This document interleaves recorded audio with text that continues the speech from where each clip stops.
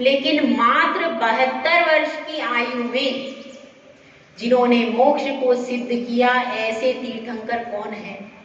महावीर। उनको सबसे अल्प समय मिला, बाकी सबको तो समय ज्यादा मिला। समय ज्यादा हो और कोई कार्य को सिद्ध कर ले तो कोई बहुत बड़ी बात नहीं है, लेकिन कम समय में अगर कोई बहुत अच्छे एफर्ट को कर जाता है तो उसका नाम होता है। ऐसे कई कई कवि हैं जो अल्पायु रहे और अल्पायु में भी ऐसे ऐसे सृजन करके गए कि आज तक उनको याद किया जाता है। ऐसे गायक भी है, जैसे कि किशोर कुमार जी हमारे खंडवा के, वो भी बहुत कम समय में बहुत सारी चीजों को गायन प्रतिभा को ऐसी दिखा करके गए कि आज भी उनको याद किया जाता है। तो ऐसे बहुत से कलाकार हैं। तो उसी अवधि में अपन ये समझे कि सबसे कम आयु में उन्होंने मोक्ष जैसे महान पुरुषार्थ को सिद्ध करने का कार्य किया है, वे कौन है? महावीर स्वामी। और उनकी ही स्तुति अपन करने का प्रयास कर रहे हैं। पहली विशेषता उनकी बताई गई थी कि वे कैसे हैं, उनमें एक गुण है, कैसा?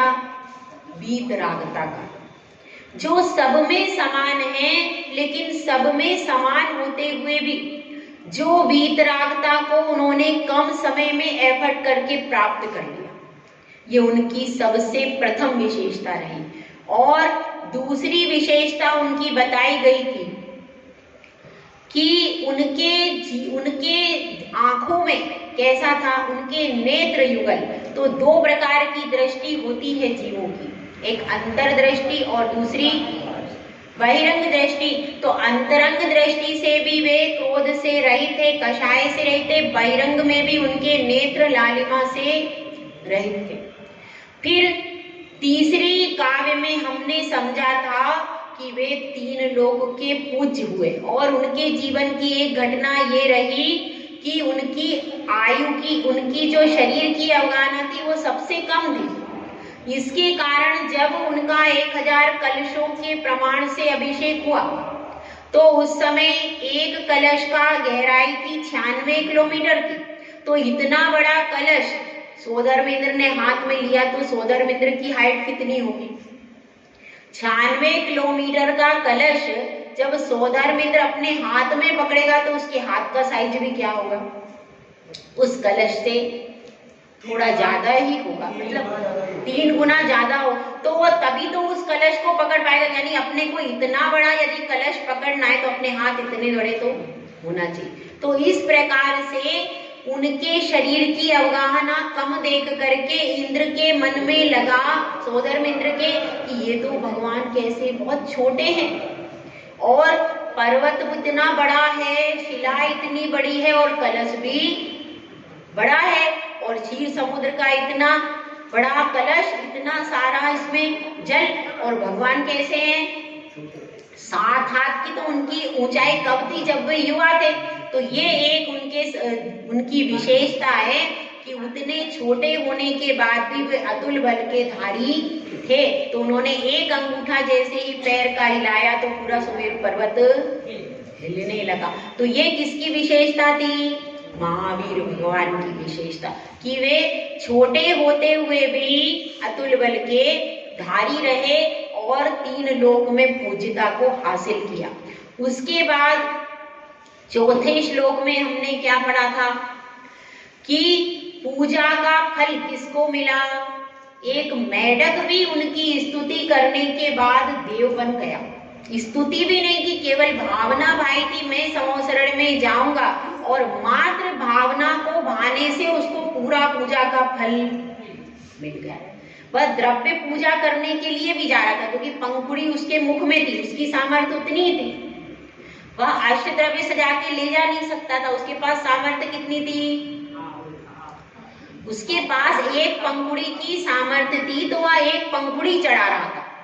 तो उसने अपनी शक्ति के अनुसार चढ़ाया। अब आप सोचे हम भी एक पंखुड़ी लेके चले जाएंगे? नहीं, आपके पास धन है, धान्य है, सारी चीजें, तो आपके लिए तो अष्टद्रव्य अच्छे से अच्छा चढ़ा हुआ, लेकिन उसकी कैपेसिटी वो मुख में क्या ले जा पाता? एक ही। तो अपनी इसीलिए अपनी शक्ति जितनी है उस शक्ति के अनुसार अपना द्रव्य लेकर के जाना चाहिए। और उसने द्रव्य से भी कार्य किया और भाव से भी कार्य किया, तो दोनों प्रकार से, लेकिन वह सही जगह पर पहुंचा नहीं।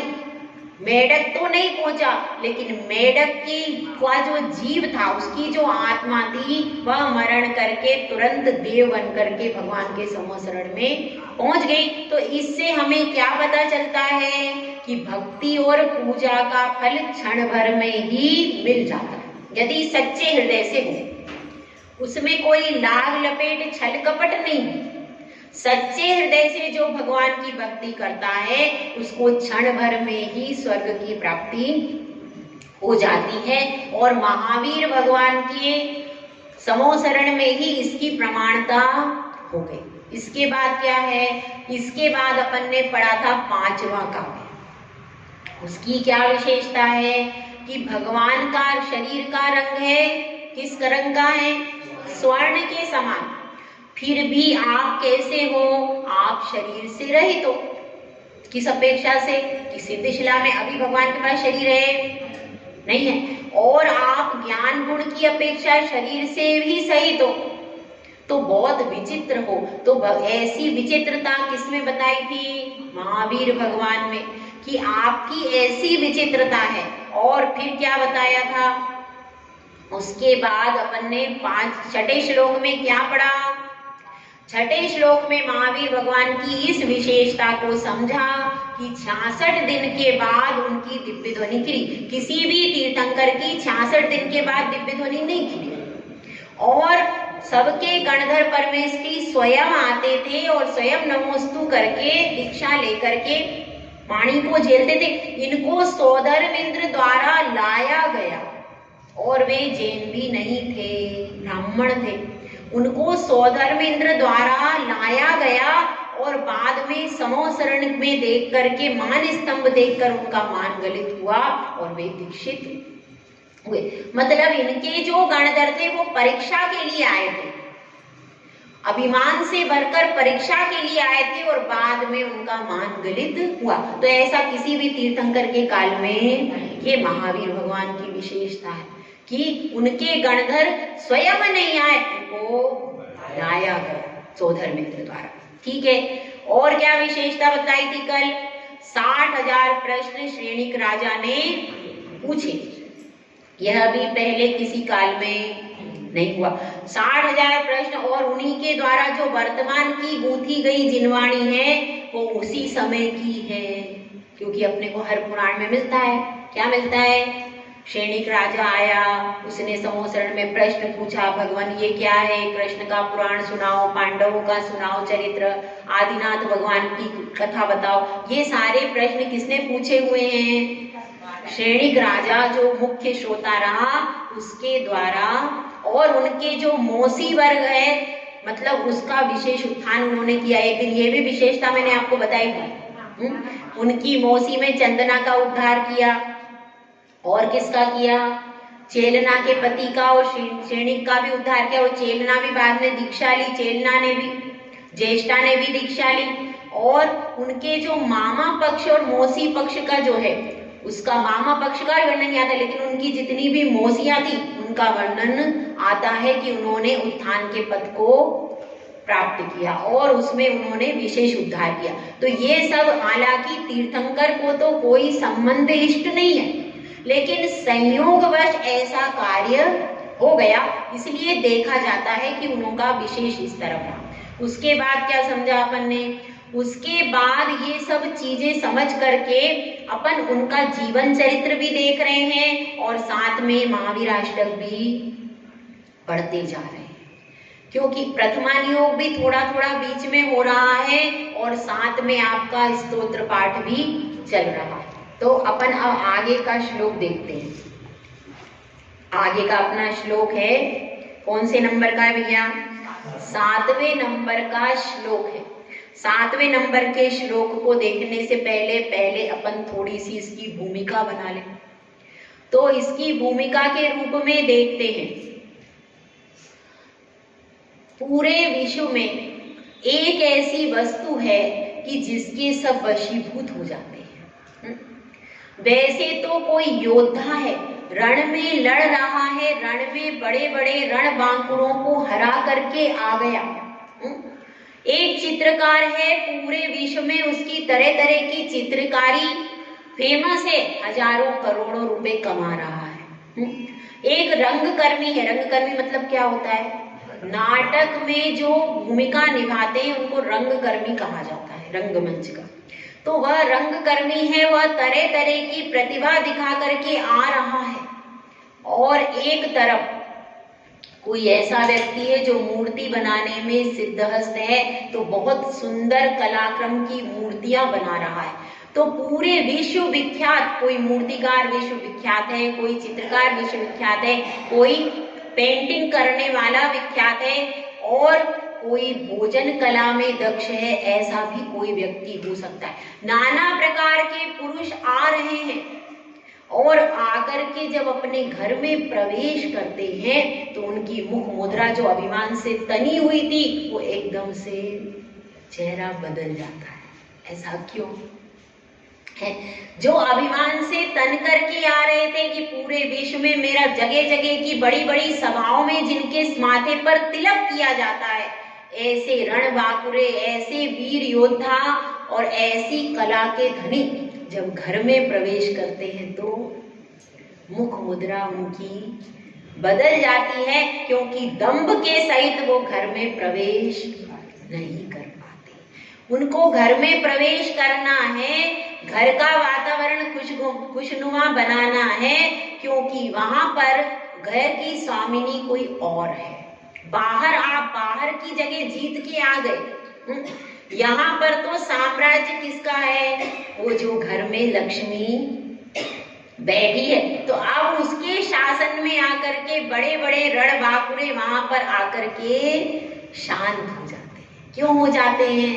क्यों? उसका प्रमुख कारण क्या है, इसको इस श्लोक में बताया गया। अनिर्वारोद्रेकस् त्रिभुवन जयी काम सुभटः कुमारावस्थायामपि निज बलादेन विजितः स्फुरन् नित्यानन्द प्रशमपद राज्याय सजिनः महावीर स्वामी नयन पथगामी भवतु नः।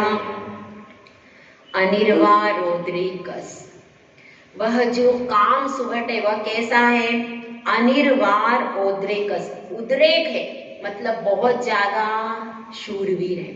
और अनिर्वार, अनिर्वार का अर्थ क्या होता है? निर्वार का अर्थ होता है दूर करना, और अनिर्वार का अर्थ क्या है? जिसको दूर करना सरल नहीं है। और त्रिभुवन जय, संसारी जीवों में जो वशीभूत करने वाला है वह कौन है? काम रूपी सुभट है।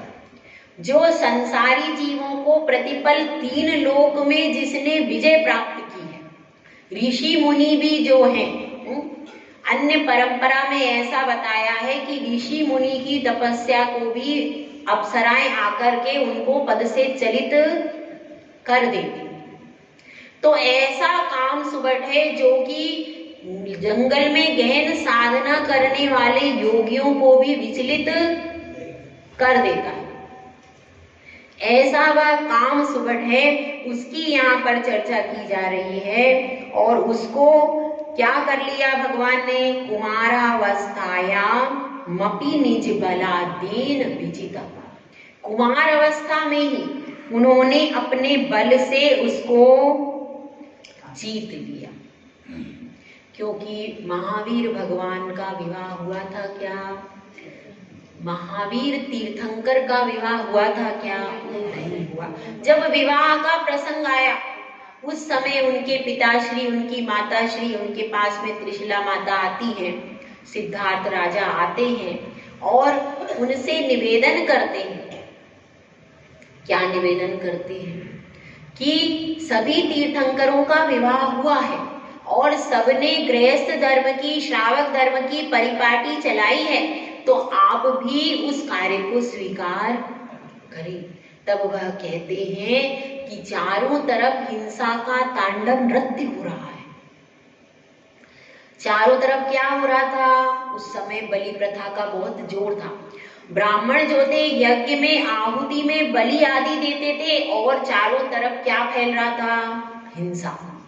चारों तरफ हिंसा का प्रचार प्रसार हो रहा है और आदिनाथ भगवान के पास तो बहुत समय था, अन्य सारे तीर्थंकरों के पास बहुत समय था, तो वे अपने श्रावक धर्म को भी निरूपण कर देते, वंश की वृद्धि भी करके और फिर अपने आत्म कल्याण में लग गए।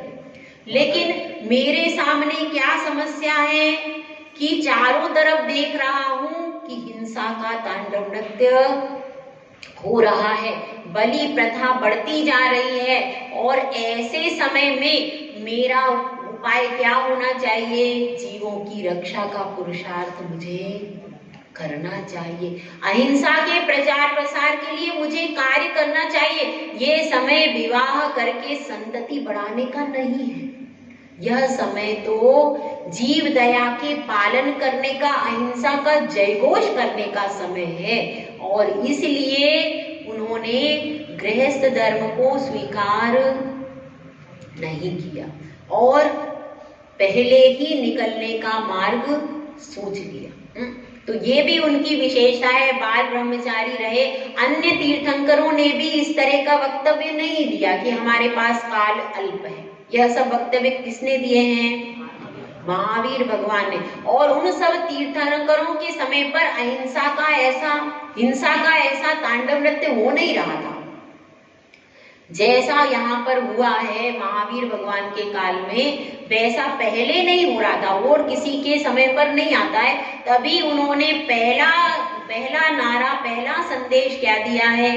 अहिंसा परम धर्म जियो। और यह कब से प्रचारित हुई ये दोनों चीजें? महावीर। क्यों? क्योंकि उस समय हिंसा ज्यादा हो रही थी। देखिए, तीर्थंकरों के उपदेश भी समसामयिक प्रासंगिक होते, जिस समय पर जिस चीज की आवश्यकता हो, समय समय पर कभी कोई कुरीति जोर मारती है, कभी कोई कुरीति बढ़ रही है। जिस समय जो कुरीति सबसे ज्यादा बढ़ रही हो उस समय उस पर ध्यान देना जरूरी होता है। जैसे कि अभी वर्तमान में कौन सी कुरीति सबसे ज्यादा फैल रही है? सबसे ज्यादा फैल रही है वह यह कुरीति है कि हम अपना जैन धर्म और अपना भारत देश छोड़ करके अन्य जगह पर जाना अच्छा समझ रहे हैं। वह हमको कल्याणकारी लग रहा है, वह हमको अच्छा लग रहा है। दूसरे धर्म में जाने में हमें कोई संकोच नहीं हो रहा और दूसरे देश में जाने में हमें कोई संकोच नहीं हो रहा, जबकि अन्य देश जो हैं वह हमारे देश में आकर के व्यवसाय करना पसंद नहीं कर रहे। कर रहे क्या?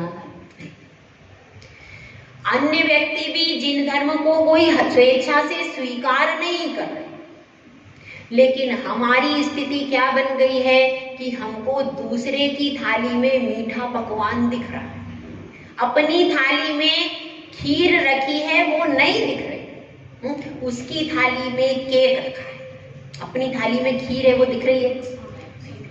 हमको क्या, उसकी थाली में केक रखा है तो मैं भी वहां जाऊंगा तो मेरी थाली में भी केक, लेकिन मेरी थाली की जो खीर है उसको छोड़ करके हम पुरुषार्थ क्या कर रहे हैं? उसकी थाली का केक। तो इसलिए क्या स्थिति हो रही? तो वर्तमान समय में संभालने की जरूरत क्या है कि अपनी थाली की खीर हम देख लें। मात्र पैसा सब कुछ नहीं होता। जो अगर रिश्ते, वर्तमान में एक सर्वे किया गया देशों में, एक सर्वे करके पता किया गया, एक स्कूल, एक विश्वविद्यालय के छात्र थे, विदेश में सर्वे हुआ है ये, तो विश्वविद्यालय के छात्रों का सर्वे किया गया और सर्वे करके ये पता किया गया कि भाई कहाँ पर सुख शांति, कौन सबसे ज्यादा सुखी है। धनवान भी उसमें थे, ख्याति प्राप्त विद्वान भी थे और गरीब भी थे सब, क्योंकि एक विश्वविद्यालय से जो बच्चे पढ़ के निकलते हैं, कोई तो बिल्कुल अपर लेवल के होते हैं, डॉक्टर इंजीनियर बनते हैं या कोई ख्याति प्राप्त व्यक्ति बनते हैं। कुछ लोग कैसे होते हैं, मिडल में रह जाते हैं, सामान्य तरीके के हैं, अपना रोजी रोटी पालन कर रहे हैं और अच्छे से रह रहे हैं। और एक कुछ क्या होते हैं, कुछ नेगेटिव माफिया में चले जाते हैं। इस प्रकार से अगर विश्वविद्यालय में 1000-1200 जितने भी छात्र गए वो सब एक जैसे होते हैं क्या? नहीं। तो एक नेगेटिव वाले नीचे वालों को तो छोड़ दीजिए, फिर भी जब सर्वे हुआ तो तथ्य क्या सामने आए कि जो अपने परिवार में एडजस्ट करके रहते वे ही सुखी हैं, धन से सुखी नहीं हो पाए। काहे से सुखी हो पाए?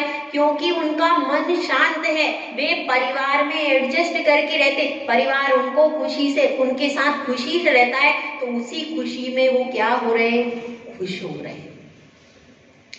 आज हमारे पास परिवार टूटने लगे तो अपने मन की बात कहने वाला कोई नहीं रहा, तो अंदर अंदर बीमारियां बढ़ने लगी। पहले सब कुछ बंट जाता था तो सुखी होते थे। इसलिए समझिए कि अपना आपस का सामंजस्य, चाहे परिवार का सामंजस्य हो, चाहे समाज का सामंजस्य हो। पहले समाज भी नियम बनाती थी और समाज के नियम, हर समाज के नियम होते थे, उन समाज के नियमों को पूरी समाज के सदस्य फॉलो करते थे। पहले के जमाने में जो नियम बनते थे उसी नियम को सब समाज के सदस्य क्या करते थे, फॉलो करते थे। देश के नियम बनते थे तो देश में भी सारे नागरिक उसको फॉलो करते थे। अब नियम तो हैं पर फॉलोअर नहीं है। तो अब इस बात को समझने का प्रयास करेंगे कि उन्होंने उस समय की परिस्थिति को देख करके निर्णय लिया। हमको भी जो वर्तमान परिस्थिति है उसको देख करके यदि निर्णय लेते हैं तो सक्सेस प्राप्त करते हैं। किसी भी फील्ड में आप चले जाइए, वर्तमान परिस्थिति और धर्म दो चीज को देखना है। पहली क्या चीज है, वर्तमान में परिस्थिति क्या है और हम धर्म के अनुसार उस परिस्थिति को सॉल्व कैसे कर सकते हैं। धर्म शास्त्रों में हर चीज लिखी हुई है, लेकिन आपको निकालने की कला आना चाहिए। तो धर्म भी परिस्थिति के अनुसार धर्म नहीं होगा, धर्म के अनुसार परिस्थिति का सॉल्यूशन निकलेगा। तो यहाँ पर महावीर भगवान ने परिस्थिति का सॉल्यूशन निकाला, काहे के द्वारा, धर्म के द्वारा। इतनी सारी हिंसा हो रही है, ऐसा हो रहा, अब इसका सॉल्यूशन क्या है? इसका सॉल्यूशन है अहिंसा का प्रचार प्रसार किया जाए। और उसके लिए मैं चुप बैठना योग्य नहीं है, मैं इसी समय से अपने कार्य को सिद्ध करने निकल पड़ता हूँ। क्योंकि जब ज्यादा आग लग जाएगी तब बुझाना संभव नहीं होगा। हमको भी जिस समय लगे कि ये परिस्थिति बिगड़ने वाली, उसके पहले परिस्थिति को संभालने का प्रयास करना चाहिए। तो इसी तरह से उन्होंने भी तुरंत प्रयास किया। जब बात बिगड़ रही हो तो छोटे रूप में चिंगारी हो, उसी समय उसको दबा देना चाहिए। जब पूरी आग फैल गई, जंगल जल गया, तब क्या करोगे? इसलिए अभी अपने पास भी बहुत समय है, अभी भी हम चाहें तो अभी भी संस्कार करके जैन धर्म और भारतीय संस्कृति को बचा सकते हैं। इस समय दो ही चीजें सबसे ज्यादा खतरे में हैं। एक तो आप पहले ही अल्पसंख्यक हो, उसके बाद संतति कम करके और अल्पसंख्यक हो रहे हो, तो सबसे बड़ा जो संकट मंडरा रहा है वो जैन धर्म और भारतीय संस्कृति पर मंडरा रहा है। तो उस संकट को कम करने के लिए यदि हम वर्तमान में पुरुषार्थ करेंगे तो वह पुरुषार्थ आगे भविष्य में जिन धर्म को बचा पाएगा। यदि अभी पुरुषार्थ नहीं किया जाएगा तो भविष्य में हमारे लिए बहुत सारी संकट उत्पन्न हो सकता है। तो अब यहाँ पर बात चल रही है, उन्होंने पुरुषार्थ तुरंत करने का प्रयास किया। मैं विवाह करूंगा, इतनी देर में कितने सारे जीवों का घात हो जाएगा, इसलिए मैं तो अब दीक्षा लेकर के चलूं, क्योंकि फिर बाद में मौन रहना है और फिर केवल ज्ञान उत्पन्न होगा, तब जाकर के सारे जीवों का सुधार होगा। ऐसी तो इसलिए उन्होंने क्या किया, उन्होंने तुरंत उस कार्य को करने के लिए पुरुषार्थ किया और दीक्षा भी उनकी जल्दी हुई है। कितने वर्ष में दीक्षा हुई भाई? मात्र 30 वर्ष में उनकी दीक्षा हो गई। और 12 वर्ष तक कैसे रहे? 12 वर्ष तक का क्या है? छद्मस्त काल। 42 वर्ष में क्या हुआ? केवल ज्ञान। फिर केवल ज्ञान के बाद उन्होंने फिर 30 वर्ष तक धर्म का प्रचार किया। और ये बात भी है कि कोई भी तीर्थंकर विदेश में नहीं गए, सारी प्रभावना भारत में ही हुई। सारे विहार, सारे समोसरण कहाँ लगे? भारत में। इतनी पवित्र पावन भूमि है, यहीं से तीर्थंकर जन्म लेते हैं, यहीं से तीर्थंकर मोक्ष को जाते हैं। तो अपनी पावन पवित्र भूमि का बहुमान हमको होना चाहिए। और आगे बता रहे हैं, उन्होंने कुमार अवस्था में ही जीत लिया। काम से अर्थ केवल विषय कषाय, वो विषय कषाय तो है, साथ में पंचेंद्रिय के सारे विषय भोग आ जाएंगे। 5 इंद्रिय से स्पर्शन, रसना, घ्राण, चक्षु और कर्ण, ये 5 इंद्रियां हैं, उनके सारे भोग काय में आ जाएंगे? काम के अंतर्गत। काम का मतलब क्या है? पंचेंद्रिय के सारे विषय भोग और उपभोग की सामग्री किसमें आ जाएगी? काम के अंतर्गत। तो उन्होंने कुमार अवस्था में ही क्या सब कुछ त्याग कर दिया। सारे विषय भोग उनके आगे थे कि नहीं? सब कुछ थे, देव पुनीत वस्तुएं थी, लेकिन उसको भोगने में अपना समय बर्बाद नहीं किया। वे अहिंसा परमो धर्म का शंखनाद करके कहाँ चल दिए? शिव पद पर चल दिए। ऐसे महावीर प्रभु। और उन्होंने स्व कल्याण को तो प्रमुखता दी, पर कल्याण को भी प्रमुखता दी। और किसी तीर्थंकर के संदेश में ऐसा नारा नहीं आता, जियो और जीने दो। तो ये जो नारा आया है, ये जो बात आई है, ये पुरानी ही लिखी हुई है कि नहीं? तो ये दोनों ने स्व के साथ पर कल्याण को भी महत्व दिया कि मुझे जीवों की रक्षा करनी है। इसलिए तो वे महान हुए। जीव दया पालन और अहिंसा के लिए उन्होंने बहुत पुरुषार्थ किया, और उसकी वजह से ही जगती पर न जाने कितने जीवों की रक्षा हुई है। और आज भी जो हमको दिख रहा है धर्म का स्वरूप, अहिंसा का स्वरूप, उसमें मुख्य योगदान किसका है? महावीर मुख्य योगदान है। यदि वे उस समय पुरुषार्थ नहीं करते तो आज हो सकता है बहुत सारे जीव, उनके प्राण नहीं बच पाते। तो यह उनका मुख्य योगदान है। अब इसके आगे पढ़ते हैं। स्फुरन नित्यानंद, और वे अपने आनंद में कैसे रहे? स्फुरायमान रहे। प्रशम पद राज्याय सजना, यहाँ पर लिखा गया है स्फुरन यानी क्या हो जाता है? स्फुरायमान होना। जब आनंद अंदर अंदर स्फुरायमान होता है, बाहर से प्रकट नहीं हो रहा, तो ऐसे आनंद में वो अभी वर्तमान में हमेशा है कि कुछ समय के लिए है? हमेशा ही उस आनंद सागर में निमग्न है। ऐसा नहीं है। अपना आनंद कैसे होता है? अभी भोजन किया, अभी थोड़ा सा अच्छा लग रहा है, फिर आधे घंटे के बाद फिर से इच्छा हो गई, फिर थोड़ा सा अच्छा लग रहा है, फिर ये कर लिया। मतलब हमारा जो विषय सुख है वह कितने समय का है? अल्प है। लेकिन जो आनंद है वह कितने समय का होता है? वह बहुत सारे अनंत समय तक के लिए अब उनको आनंद की अनुभूति हुई, तो वह अनंत समय तक शांति और सुख को देने वाली हो जाती है। तो इस तरह से स्फुरन नित्यानंद प्रशम पद, एक होता है प्रशम गुण, जो हम सम्यक दृष्टि के 4 गुण होते हैं, उसमें एक प्रशम गुण भी होता है। 4 गुण कौन कौन से होते हैं भाई? प्रशम, संवेग, अनुकंपा और आस्तिक। ये सम्यक दृष्टि के 4 बाह्य चिन्ह हैं। कैसे होते हैं?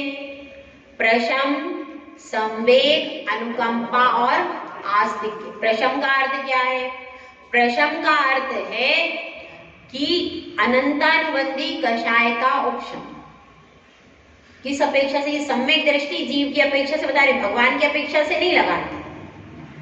भगवान की अपेक्षा से तो है सारी कषाय जहां पर नष्ट हो चुकी वहां पर उनका प्रशम भाव बनेगा, क्योंकि उनकी सारी कषाय 10वें गुण स्थान में चली गई, नष्ट हो गई। लेकिन हमारे अपेक्षा से क्या लगाएंगे? अनंतानुबंधी कषाय का अनुदय। सम्यक दृष्टि जीव की अपेक्षा से प्रशम भाव कैसा होगा? कषाय का जिसमें अनुदय हो रहा है, वर्तमान काल में उदय में नहीं आ रही। तो हमारे लिए प्रथम क्या है कि किसी से भी बैर बांधकर 6 महीने से पहले खोल लेना। यदि 6 महीने के ऊपर आपका बैर भाव बन गया, कोर्ट केस चल रहा है, तो आपका क्या हो जाएगा? तो आपका गुण स्थान गिर के आपका पहले नंबर का हो जाएगा। चौथे से कहां पहुंच जाओगे? पहले में। तो गुण स्थान इंपॉर्टेंट है कि प्रॉपर्टी और पैसा इंपॉर्टेंट है?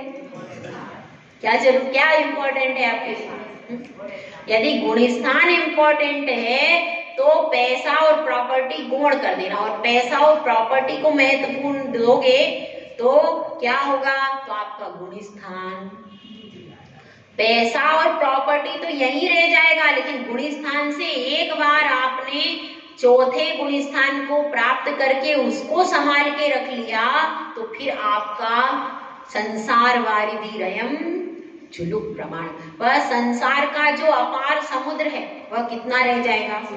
चुल्लू मात्र। तो अच्छी चीज क्या है भाई? सम्यक दृष्टि पुण्य प्रकृतियों को ही संग्रह करता है, आगे आपको सारी चीजें इजीली मिलती चली जाएंगी। काय के प्रताप से? सम्यक दर्शन से। सम्यक दर्शन से आपको आगे सारी चीजें, आज आपने एक प्रॉपर्टी भले ही छोड़ दी, आज आपने थोड़ा सा धन भले ही छोड़ दिया, लेकिन आपने जो सम्यक दर्शन रूपी को संभाल लिया तो उस रतन से अन्य कई प्रॉपर्टी और कई पैसा आपको आगे मिल जाएगा। लेकिन अगर आपने सम्यक दर्शन को छोड़ करके प्रॉपर्टी और पैसे के लिए जिंदगी भर केस लड़ते रहे तो आपका पैसा भी जाएगा और आप जीतो, इसकी कोई गारंटी नहीं है।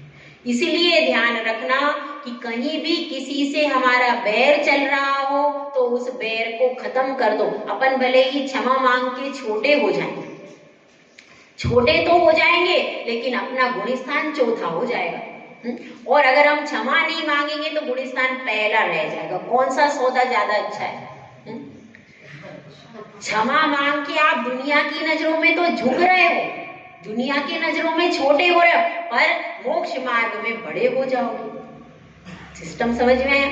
आप दुनिया की नजरों में क्षमा मांग रहे हो, झुक रहे हो, तो आपका दुनिया की नजरों में तो आप छोटे लग रहे हो, पर मोक्ष मार्ग में भगवान ने आपको पास कर दिया और आपका चौथा गुण स्थान हो गया। तो वो ज्यादा अच्छा है। भगवान की नजरों में बड़ा होना है कि लोगों की नजरों में बड़ा होना है? मोक्ष मार्ग की नजरों में अगर आप बड़े बनना चाहते हो तो बैर को छोड़ दो, और अगर दुनिया की नजरों में बड़ा बनना है तो भाई आज तक कोई चक्रवर्ती तक बड़ा नहीं बना इस दुनिया की नजरों में। उसने तो सबको ही नजरों से गिरा दिया है। तो इसीलिए एक बार मोक्ष मार्ग की नजरों में बड़े बन जाओ तो फिर आपको कभी छोटा नहीं बनना पड़ेगा। एक बार सम्यक दर्शन प्राप्त करो, 7 से 8 भव में सम्यक दर्शन सहित समाधि मरण करो दीक्षा पूर्वक, संसार आपका पूरा नाश हो जाएगा। तो पकड़ने की चीज इस मनुष्य पर्याय में सिर्फ एक ही है, तो क्या है? सम्यक दर्शन। बस आप कुछ और पकड़ो कि नहीं पकड़ो, वो तो पकड़ने वाले बहुत सारे मिथ्या दृष्टि हैं। सम्यक दर्शन भी केवल जिन धर्म में ही होता है और कहीं पे सम्यक दर्शन जैसी चीज नहीं है क्या? नहीं। तो यह हीरा केवल यहाँ पर होता है, इसको आपने एक बार मुट्ठी में बंद कर लिया, बस आपको सारी चीजें, सारी फैसिलिटी प्राप्त हो जाएगी केवल इस हीरे के बल पर। और इसको यदि अभी छोड़ दिया तो बाद में आपको जिनकुल मिलेगा, पंचेंद्री पर्याय मिलेगी, मनुष्य की पर्याय मिलेगी, नहीं? बाद में आप अभिषेक करना, बाद में आप स्वाध्याय कर लेना, हो जाएगा ना। वो नहीं मिला तो पता ही नहीं फिर क्या होगा। अनंत पर्यायों के करोड़ों वर्षों का पुण्य तो अब घटित हुआ है, जो ये सब मिला है आगे मिलेगा इसकी कोई गारंटी नहीं है। तो यहाँ पर अपनी अपेक्षा से प्रशम भाव क्या लगाना, अनंतानुबंधी कषाय का उपशम और उसका शमन, ये हो जाएगा प्रशम भाव। और महावीर भगवान की अपेक्षा से क्या है, उन्होंने सारी कषाय को एकदम शांत कर दिया है, क्षय कर दिया, इसीलिए वो प्रशम पद प्राप्त कर लिया। हम तो प्रशम भाव का अभ्यास कर रहे हैं, लेकिन उन्होंने प्रशम पद प्राप्त कर लिया, यानी सारी कषाय का जीवन भर के लिए अभाव कर दिया। हमारा तो टेम्परेरी काम है कि नहीं, कषाय को दबाते हैं, फिर वो ऊपर आ जाती है, फिर दबाते हैं, फिर ऊपर आ जाती है, यही होता रहता है पूरे दिन। कितनी बार होता है बिमला जी? कई बार हो जाता है। कषाय को दबाते हैं, फिर वो ऊपर, जैसे कि वो बॉल खेलते हैं ना, अपन बॉल खेलते हैं, बॉल को नीचे टप्पा मारते हैं, फिर वो ऊपर हो जाती है, फिर नीचे, वही अपना खेल अंदर चलता रहता है। वो गेंद अंदर जाती है, नीचे जाती है, फिर ऊपर आती है। तो ऐसा ही कषाय का काम, तो हमारा तो अभी प्रशम भाव का अभ्यास चल रहा है, लेकिन वो प्रशम पद में राज्य, प्रशम पद राज्य, ऐसा जिन्होंने कौन सा पद पाया, प्रशम पद प्राप्त कर लिया, जीवन भर में कभी भी अब उनको कोई कषाय उदय में नहीं आ सकती। आ सकती है क्या? उन्होंने जड़ मूल से कषाय के वृक्ष को काट दिया और फेंक दिया, वो कभी भी उदय में नहीं आ सकती। तो इसलिए उन्होंने प्रशम पद रूपी राज्य को प्राप्त किया। ये राज्य कैसा है? शाश्वत है, शाश्वत राज्य को प्राप्त कर लिया। अपना तो टेम्परेरी राज्य, थोड़ी सी अभी कोई कुछ भी बोल देगा, तुरंत वो बॉल ऊपर आ जाएगी, फिर अपन थोड़ा थोड़ा समझाएंगे भैया नीचे रहो, फिर वो बॉल नीचे जाएगी। ऐसा अपना कितनी बार होता है वर्षा? अनेकों बार हो जाता है। तो ऐसा अपना चलता रहता है सारा पुरुषार्थ कषाय का। तो अपन तो अभी अभ्यास रूप में प्रशम भाव कर रहे हैं, वो प्रशम पद रूपी राज्य के विजेता हो गए, उस राज्य के राजा है। सजिना, जिना मतलब जिन्होंने इंद्रियों को जीत लिया है, उनको क्या कहते हैं? जिनेंद्र भगवान कहते हैं। इंद्रियां कितनी होती हैं? 5। उन 5 इंद्रियों रूपी साम्राज्य को जिन्होंने अपनी मुट्ठी में कर लिया। आप लोग भी करते हो शासन, कोई घर में करता है और कोई बाहर करता है। करते तो सब कहीं ना कहीं प्रयास करते, कर नहीं पाते, वो बात एक अलग है कि प्रयास करते। कोई घर में शासन करने का प्रयास करता है, विफल रहता है, घर में नहीं हो पाता, किसी का भी नहीं हो पाता। तो घर में शासन करने का प्रयास करते हैं, कुछ बाहर शासन करने का प्रयास करते हैं, लेकिन दोनों तरफ से ही विफल होते हैं प्रयास। ना घर में कंप्लीट शासन किसी का हो पाता है, ना बाहर हो पाता है। आजकल तो एडजस्टमेंट की दुनिया है। बड़ा ऑफिसर बॉस भी एकदम सीट पे ऐसा तनकर नहीं बैठ सकता, नहीं तो वो ऑफिस नहीं चल पाएगा। सब जगह वो एडजस्टमेंट करेगा, सबकी भावनाओं को समझेगा, तभी वो अच्छी तरह से अपनी कंपनी को, अपने घर को, अपनी समाज को चला। सबको लेकर के चलना पड़ता है। आजकल ये नहीं है, पहले ऐसा होता था कि एक अपनी सीट पे बैठ जाता था और ऑर्डर देता था। अब ऑर्डर सिस्टम खत्म हो चुका है, एडजस्टमेंट सिस्टम चालू हो चुका है। तो इसलिए यहाँ पर कह रहे हैं कि उन्होंने तो अपने प्रशम पद रूपी राज्य को हमेशा के लिए प्राप्त कर लिया। तो हमको क्या करना है? हमको कम से कम प्रशम भाव को स्वीकार करें। वो गेंद ऊपर उठती है तो उसको बार बार नीचे धरती से लगाओ। गेंद को नीचे धरती से लगाने का प्रयास करेंगे तो एक दिन वह गेंद चुपचाप बैठ जाए। हमारी गेंद चुपचाप बैठ जाए, इतना प्रयास अपने को करना है। फिर वह जो जिनेंद्र प्रभु थे, जिनेंद्र महावीर भगवान थे, वह मेरे नयनों के पथ के गामी बन जाएं। ये अपना 7वां श्लोक जो है वह पूरा हो गया। और इसमें भगवान की विशेषताएं भी आपको समझ में आ गई कि उन्होंने सबसे अल्प समय में अपनी युवावस्था का भी विचार नहीं किया है और अपने सांसारिक जीवन को बहुत जल्दी तिलांजलि लेकर के संन्यास के पथ पर आरूढ़ हो गए। तो ऐसे भगवान जो हैं वह हमारे लिए नयनों के पथ के गामी बने। जय बोलो आचार्य सुंदर सागर महाराज की जय।